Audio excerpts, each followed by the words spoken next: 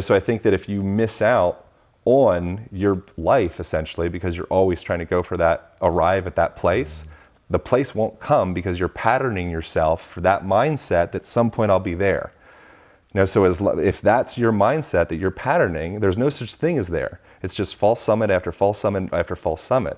So the sooner that you can get to the point, more like that child, and enjoy the process of rolling over to your side and standing up and walking and smiling, and then eventually you will arrive. Hey everyone, welcome to Health Theory. Today's guest is Aaron Alexander. He's a manual therapist and movement coach known for his work with some of the world's most accomplished athletes and celebrities. He's also a sought-after speaker on the topics of movement and wellness, the host of the top-rated Align podcast, and the author of the upcoming book, The Align Method. Aaron, there's a lot of alignment concepts in your work, and I would love to know, one, what is the alignment method? What's all that about, and how did it get started? So the Align Method is, this is going to be a roundabout way of describing what the heck the Align Method is. There's an interesting quote from a philosopher called Alvin Toffler, that said the successful people of the future will be able to learn, unlearn, and relearn. And so what the Align Method breaks down is how do we start to integrate more effective principles of movement into literally every aspect of our lives. So that includes the way that you sit, the way that you stand, the way that you breathe, the way that you walk, body language, the way that you communicate. Sounds that you have in your surrounding environment all affects your physiology. Sight, what you're looking at or not looking at. So we can start to tap into all of these kind of like divergent aspects of movement that have been on the outskirts, but I think are actually the underlying foundation of our health. One of the things that you talk about a lot that I find super interesting is how our body posture, our body language is connected to our brain. What are some of the key notions around that people may not be aware of? Yeah, so there's all sorts of interesting research around body language and movement affecting. One, just obviously, like dance is one of the most effective tools for staving off cognitive dysfunction. So one, your body processes sound, or your brain processes sound in a totally separate portion of the brain. It has its own storage house for music is coming, so okay, I turn these other parts on, I start moving, and you have that sensation when you hear like your favorite song, and all of a sudden it's like your whole physiology changes, way different than if somebody, is just having a conversation in the background. So it's literally tapping on a different part of the brain, music, and then coordinating yourself to that sound.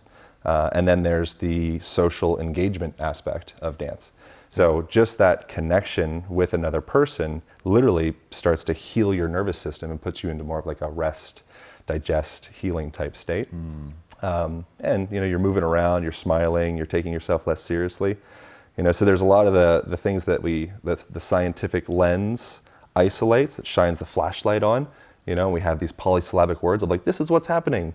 But I think underneath that, dance starts to tap into some of the more like the magic aspects of being a person. Yeah, so I think a lot about state change and the ability to take control of your psychological state. So I take a lot of cold showers, and cool. One thing that I found was I started to really hate them. So I had been taking them probably for about 8 months, and I was just like, oh, why am I doing this? And like all of my connection to the sort of physiological impact and how important it was began to wane, and like my enthusiasm was really beginning to slip for it. And so I thought what I should be doing is taking the time, instead of just getting into the cold water and really hating it, to change my state, to use it as a way to practice that state change. So I would put on music that would put me into a more aggressive state of mind, so I could sort of attack the cold shower. And I found that really powerful as a way to practice my state change, which then made the cold showers feel very different.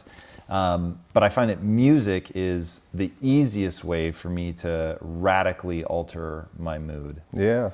Do you work with people on that at all? Not particularly, so like what I've noticed happen over the years is the conversations that end up manifesting themselves as we're going through different, unwinding adhesions and stuck postural patterns. All of a sudden people start, everybody's heard of like going to get a massage and having tears and, sensations like that. But it's fascinating watching the different conversations that a person will start to tap into and having memories of moments with their mother or their father, and so that's been the really interesting thing that I've seen kind of change over the years is how our postural patterns really are directly tied into the way that we're thinking, we're feeling, and music I think is a really great tool to start to tap into that. Talk to me about rolfing. So I've heard of it, but I don't know a lot about it. What's the core thesis, if that's the right way to... Yeah, so it shares a lot of principles from like osteopathic medicine. And essentially the focus of it is if we can get the physical body to come into alignment, then essentially we're like stacking up all of the pipes. So you're stacking up all of the joints, you're stacking up the nervous system tissue and the cardiovascular tissue. So think if like your body essentially is like a pond. So you want all of those hoses for that pump system to be open so that they can flow and then circulate the fluid inside that pond. And if you can be a well-circulated pond, then you're a healthy pond. Most of us in modern culture are moving in such a way, like the mold that we're housed in is such a way that it kind of closes up and kinks some of those hoses. And then instead of going into more of like a structural route, we end up seeking out supplements and seeking out various different type of rehab and such. But the initial foundation of rolfing or osteopathy is that we can align the system, and then the body will start to begin to heal itself. And how does rolfing differ from chiropractic? Chiropractic is focusing more on high velocity adjustments. So we're going, you're getting that cavitation, that pop. Rolfing is focusing on connective tissue or fascia, and it's more of like a slow velocity adjustment. And so it's also emphasizing working in the space between muscles called the muscular septa. So as you're going through and working with that connective tissue, the goal is for your body, all of your sliding surfaces, to be able to do this. So you, instead of thinking of yourself as like 640 odd muscles, individual muscles, you can think of yourself as like 640 pockets. And it's that relationship of those pockets, if they start to get bound and stuck together, then that will change the shape of your movement. Change the shape of your movement, now all of a sudden you start to have this, it's like a rut. So every time you breathe, you're literally practicing that breath pattern. So when someone's breathing in such a way that puts them into more of like a fight, flight, panic type place, i.e. your shoulders are hunched up to your ears and you're kind of activating all these trap muscles and you're like, could please someone just rub my shoulders? It's like the issue may not be coming from the actual, sternocleidomastoid or trapezius or scalenes or whatever. It might actually be coming from perhaps your physiology still being stuck in some of like a fearful state, not feeling safe in the room, not feeling safe in your family, not feeling safe in your life. And so you can start to speak into that felt state of the person manually with physical manipulations or exercise or dance. Or you can speak into the physical body via talk therapy and via meditation and via all these other places.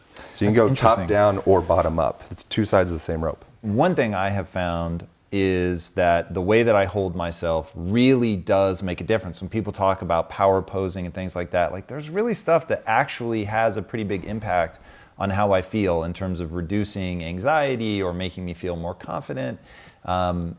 Is that where this all sort of begins to play itself out? That's it. There's various different studies that show like that. Like one interesting one is just by putting a golf tee in around your brow, so and so kind of contracting the brow, kind of putting you into like resting bitch face type position, literally starts to make people perceive the world as more annoying and being like, I feel a little bit angrier, And the same thing when you raise somebody, so you put a pencil here like that. A person to stay in that smile position, all of a sudden you're starting to tap into that, at least your lifetime, perhaps millennia of lifetime, that when I go like this, it means something good is happening.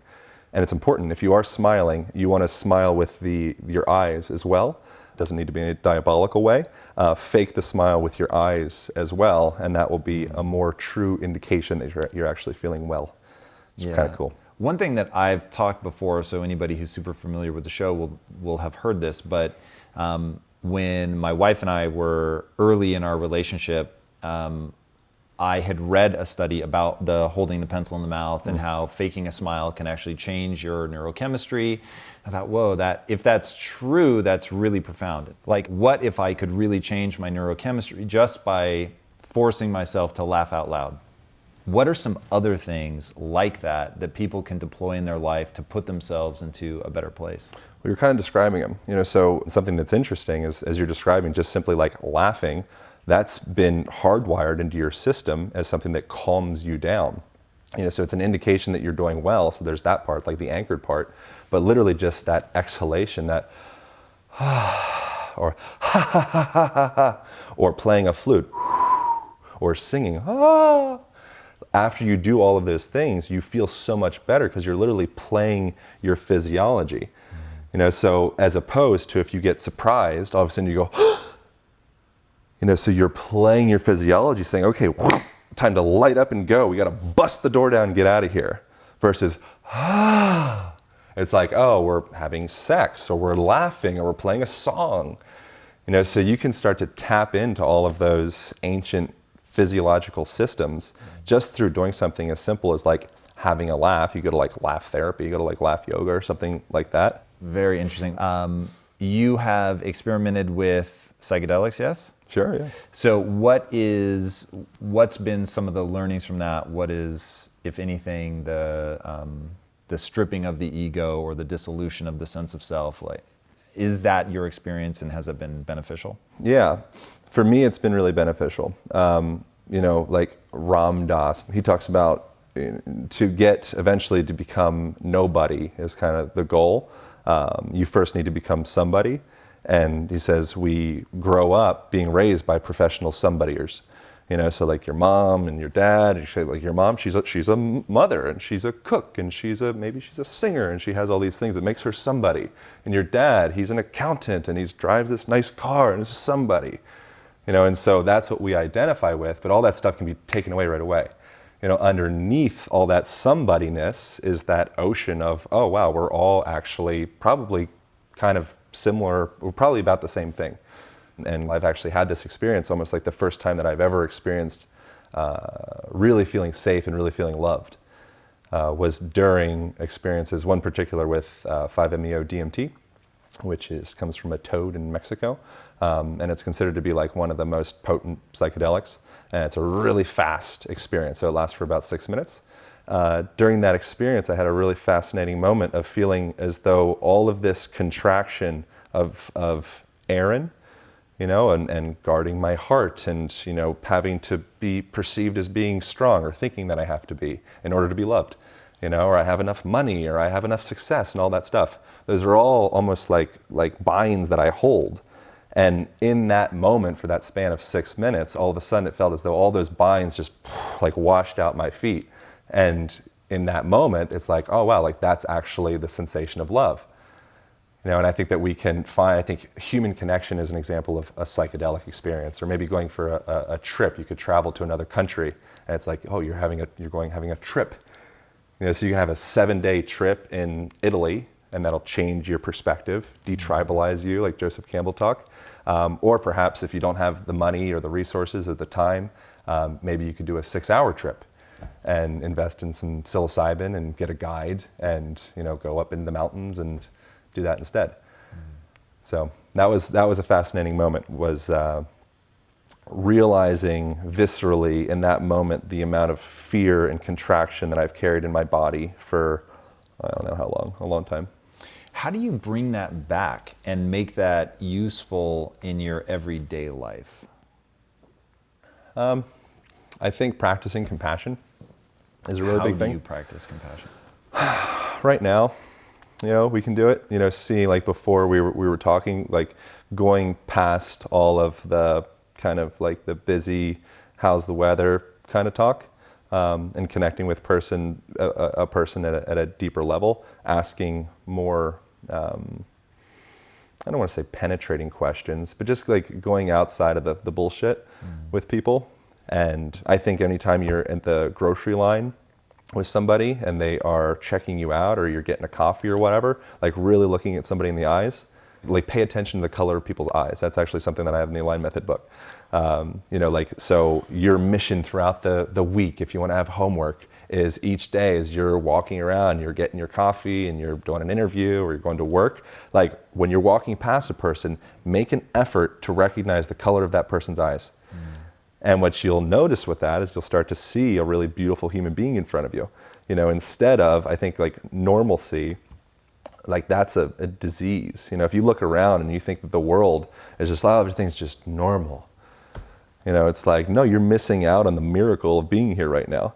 And that's back to the psychedelic thing. That's like literally exactly what psychedelics, I think a primary purpose of them is it gives you, for that moment, it gives you a window in more of a child's mind again. And so as we become adult, everything just becomes these rote kind of, this just minutia. We just kind of go through the steps. And I think that's like the buildup of a midlife crisis waiting to happen. You're like, shit, I want my 30 years back.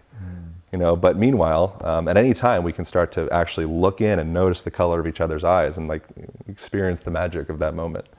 So let's go a little deeper into what makes for the magic in that moment. So if I'm hearing you right, so adulthood is sort of the layering of different identities. It's the sense that I'm supposed to be some way. I'm supposed to sit up straight. It feels like you're saying there's like a calcification of things. Yeah. And man, maybe I'm delusional. I'm truly open to that. But I hear people oftentimes talk about kids as if they are idyllic, and I will definitely subscribe more to, I was such a moron when I was a kid. I did not have deep wisdom. I was fucking terrified. I did not understand myself. I did not understand my place in the universe. Like nothing about childhood felt empowering. Yeah. And in many ways, my adult life is a somewhat violent reaction to how out of control I felt as a kid, how the world did not make sense. I was under other people's thumbs. I could not live my life the way that I wanted to, and quite frankly, could not process data in a way that made any fucking sense whatsoever. Yep. So when I hear people talk about that, I kind of get what they mean. Like there is an openness to kids. There's a sponge-like quality, which can be wonderful, but it can also be deeply problematic because you talk very powerfully about how your environment shapes you just massively. And so when you say like it brings you back in a positive way to like a childlike quality, what is that magic? What are the qualities that people should be striving towards? Yeah. So the childlike aspect that I think is really great is I like that language of, almost like callousing or crystallizing or calcifying. We get calcified in our ways as adults in a culture. We get indoctrinated into a certain perspective and a certain movement and the way that we think and feel. What's pretty interesting about a child is they're directly in relation with nature. They're directly in relation with gravity as well. So from a mechanical perspective, because a child doesn't have all of the muscles to kind of hold themselves into these strange, contrived positions, they have to just sit up and find this perfect stack and alignment in gravity. But then there is a time that perhaps a baby needs to walk across a busy road, and then all of a sudden it's pretty darn helpful to be like, I've got some cultural indoctrination that knows how those stoplights work, and I'm going to be able to move us across here together.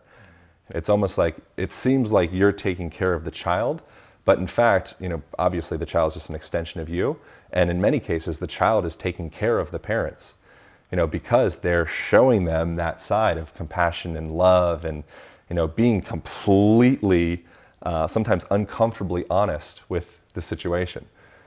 So I think that not to romanticize being a child or being an adult, it's usually like somewhere in between. So I think they both have value. Yeah, no, that makes a lot of sense. Talk to me about that notion of our environment has these massive repercussions on us.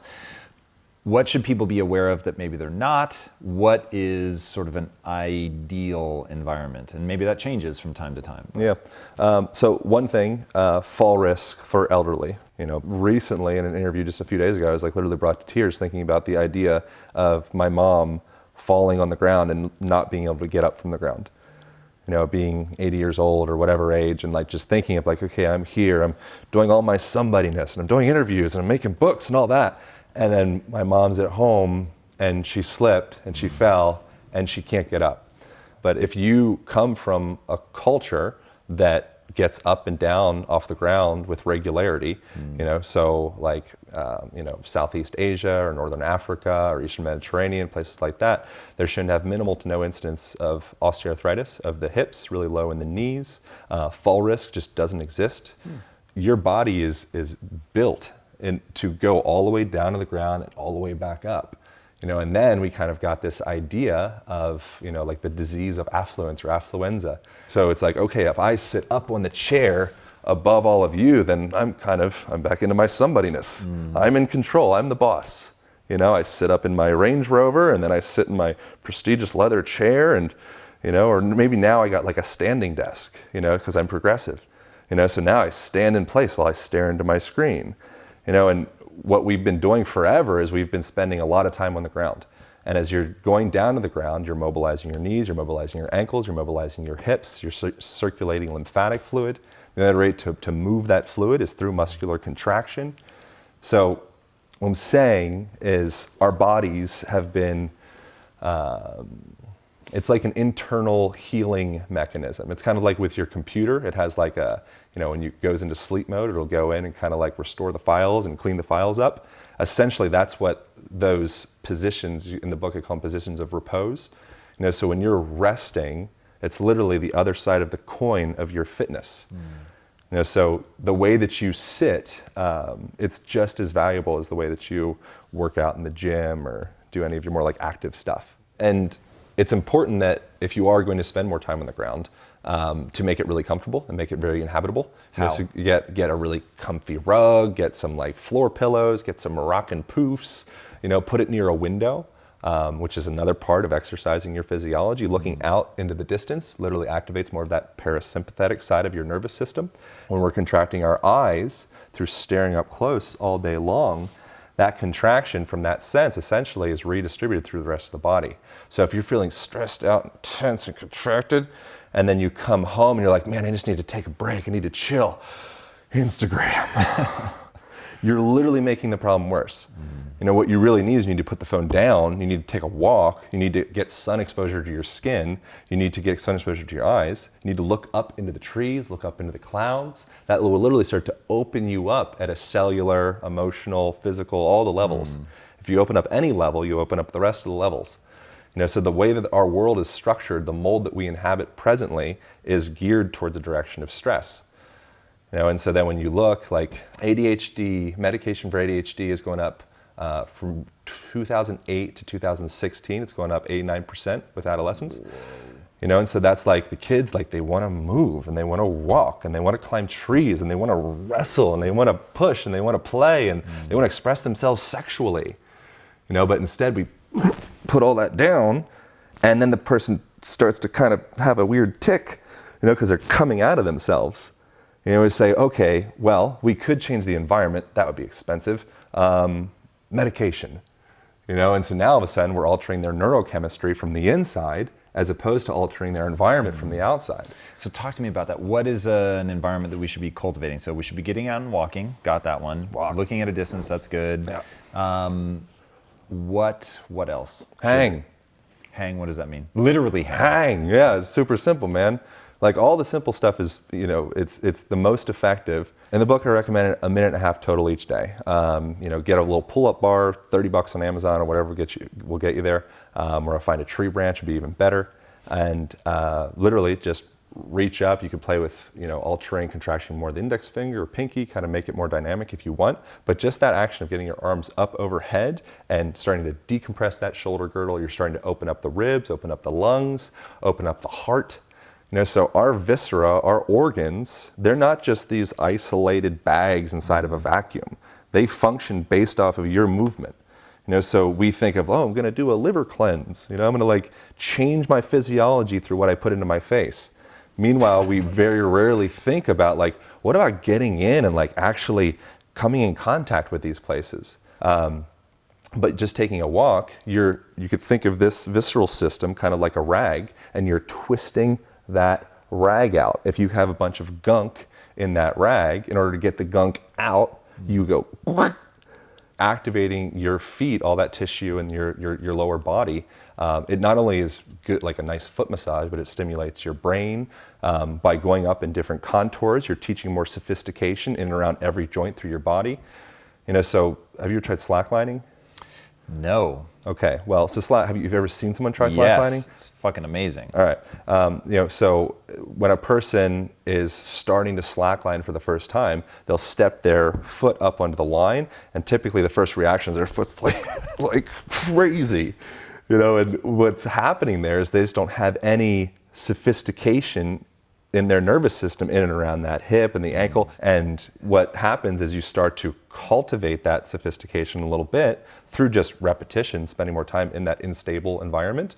All of a sudden you can calm down, you can press your foot down to the line, stand up, you can follow your breath. And what we're doing, and from a movement perspective in the world, is because we're taking away any potential for adaptation. We're making ourselves kind of almost like more of a dangerous body to operate. Your notion of like all these micro opportunities, I think, is really, really interesting. And I want to walk people through just since I've met you, which is now maybe 40 minutes ago. Yeah. You showed up at the house without your shirt. When I greet you, you're laying on the floor. And then you wanted to do yoga before we started. I said no. Acro and yoga. Then I don't know what that means. Okay. And then you took off your shoes to sit down. So it's like you legit are taking all of these micro opportunities. I haven't seen you hang yet, but I'll assume that you probably do take those opportunities as well. Yeah. So, all right, those are 4 things. What are some other micro opportunities that we have? Are you getting up and down off the floor like a bunch of times throughout the day? I mean, think of a person that lives in, a more like tribal environment or hunter-gatherer, more like a natural setting. Naturally, their body's going to go through these ranges of motions. If you've spent any time in like third world countries, which is kind of funny term, the concept of exercise is very foreign. So somebody wearing a bunch of like a neon vest and like a sun protective cap thing, and they got their puffy sneakers on, and they're like exercising down the street. People are like, what the hell is going on? Like, what planet are they from? Because they're investing themselves in all of those opportunities for adaptation just through the way that they live their life. So I wrote almost the whole book from either this position, like I'm in kind of like a Sukhasana type position now, or a lot of it was I was laying on my belly, and I put a pillow underneath my hips so I'm not putting too much extension in my lower back. So what is that? Oh, that's the inverse of what I spent most of my life as a high school, middle school, where I'm trying to tell the teachers that I don't give a shit. I'm trying to let people know that I'm very cool. So I kind of walk around like this, and what that is for me, it's protecting myself, because if I fail, I was never even trying in the first place. So I start to put on that posture of, just so you know, guys, I don't actually care about any of this right now. But then eventually that kind of disinclined me or calloused myself from allowing people in. So I started off posturally in this position of letting you know that I don't really care about this experience or you or anything, because I actually don't want to be hurt by you, because I maybe have fear of abandonment. And then eventually that posture sticks onto me, and it affects the way that I communicate with people in my daily life. And then I start to go into this life of solitude. See, I actually think this rabbit hole is really interesting. So talk to me about that.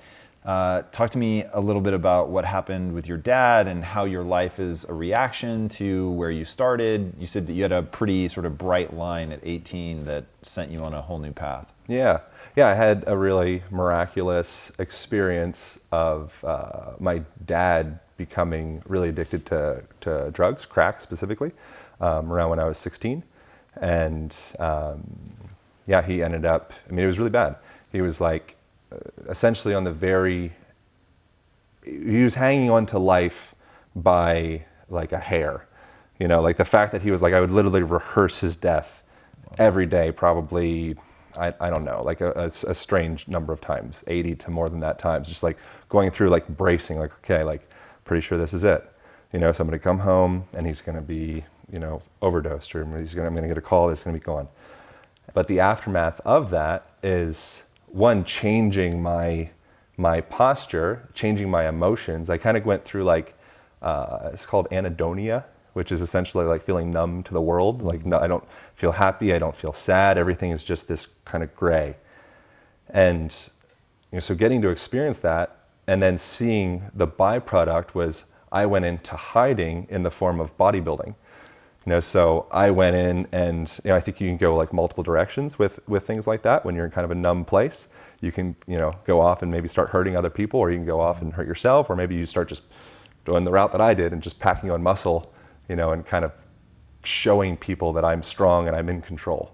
So my home environment at the time felt like it was out of control. So then I go into excessive control and support in my body, and then eventually that leads to the body snapping, and so that turned into various different injuries and chronic pain and stress and anxiety and all that. It's like a building. If you up or in a high rise, you can feel the building kind of swaying a little bit. And if you don't know about architecture, you're like, oh my God, like this is not okay. You're like, no, like the swaying, like that's what keeps us alive. That's what keeps us safe. So because I came from a place of feeling like, oh, I'm out of control, I go into hyper control, which eventually goes into a stiff building, which eventually can translate into like snapping. And that's the thing, that's where it gets really kind of sneaky, is I was applauded. And that's, we get applauded for getting a fancier car, for getting more muscles, for getting fancier clothes, getting a fancier watch. Like those are the things that people see, like, wow, you're really doing a great job, man. You're like, okay, I need to do more of that. But it's not so often that we get applauded for like the inner parts, because people don't really see that. Ram Dass, another thing where he said, you can't teach what you know, you can only teach what you are. And so the person that is living their life, they're living their words, they're living their work, that's what they're teaching. What you were about the whole time is how you actually live your life when nobody's looking. And so that's, I'm more interested in that now. Yeah, that we share. So if hanging, walking barefoot, really testing yourself from different angles and doing natural things like squatting down and not losing sight of that, if that's the alignment method for the body, what's the align method for the mind? Yeah, all that is for the mind. But then I also do value stillness. Meditation stillness or something different? Both. What's the different part? I think that, so starting off just meditation, I think every time those thoughts come in to control us and shake us up, we say, okay, cool, that's good, it's totally fine, and then we come back to that concentration point, and then it comes through and shakes us up and come back to that concentration point. The same thing how you can practice compassion. I think a compassionate person isn't just a person that is like, oh wow, like they're a great guy. It's like, no, like they worked. If you're a loving person, if you're a person that makes people feel welcome, that's something that you cultivated. Like you actually intentionally made that be a thing. And so the same thing, I think gaining some semblance of connection or control or relationship would be a better word with your thoughts. I think stillness in the form of meditation, I think is like a great starting point. And that's been one of the most profound tools that I've had in my life. What kind of meditation do you do? Vipassana is the one that I've studied the most. So I did like a Vipassana 10-day. Is Vipassana just silent? It's focusing on the breath to start through the nose.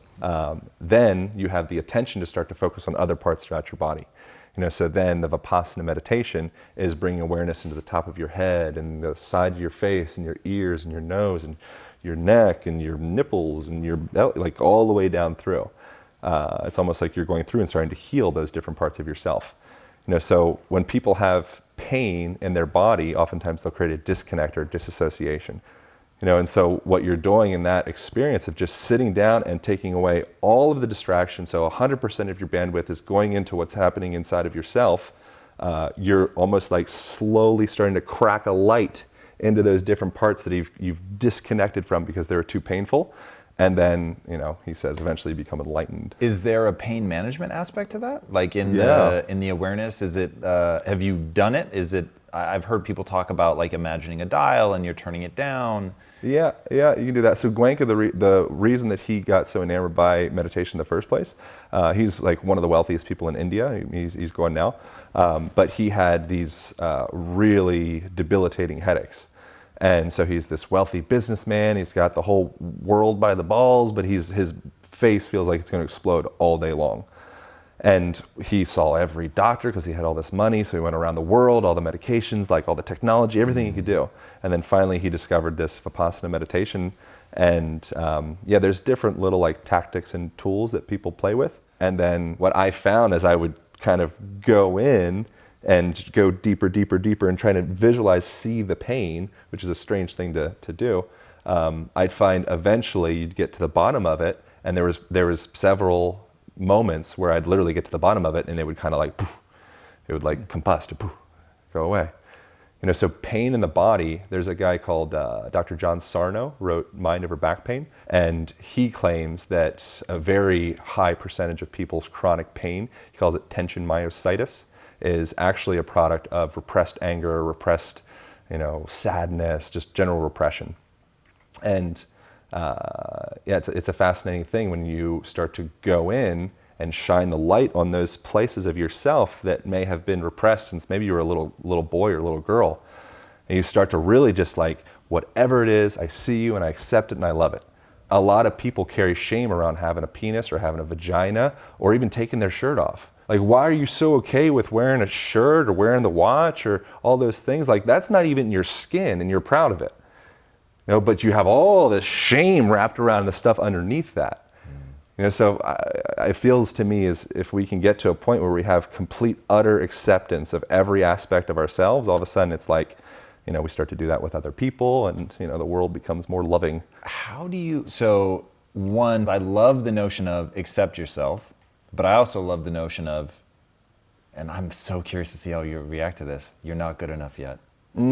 So for me, it's like this constant knowing when to push on one and when to push on the other. So anytime where you're eroding your sense of self, I think that's problematic. And if you're thinking and believing something that is tearing you down and making you like yourself less, I would say don't do that. But at the same time, if you want to achieve something extraordinary, even to go deep into meditation is a sense of, I could have more peace, I could feel better in some way. And so it's crossing that chasm of skill set. And so knowing when to go, I'm not good at this yet, I want to get better, I'm going to force myself to stay focused, even though I don't want to go back and sit down and do another Vipassana meditation session, I'm going to, because I want to be able to, you know, heal the pain somewhere in my body or whatever the thing of connection is that you're trying to do. I find that there has to be a desire to be in a different state. So how do you balance the like complete acceptance with, but also there are things that I want to accomplish? Yeah. Well, so I think oftentimes in conversations like this, it's easy for a person to put them in a position of like arrival, you know, and okay, cool, I've arrived and, you know, I'm up here and let me tell you how you do that. I mean, I go through self-worth stuff like before coming over here, you know, like it's a regular daily experience for me. And I think that within that, I think talking about it is a really big deal. You know, because I think we try to protect ourselves behind all the things that I already mentioned, and then I protect, and then you protect to counter that, and then we kind of live this like buffered relationship. It's important, I think, to talk about these things, you know, and make a point to say, you know what, like, yeah, I'm dealing with self-worth stuff, or I'm dealing with, I don't feel good. Like it's okay to not feel okay. And then I think that it's okay to want something different.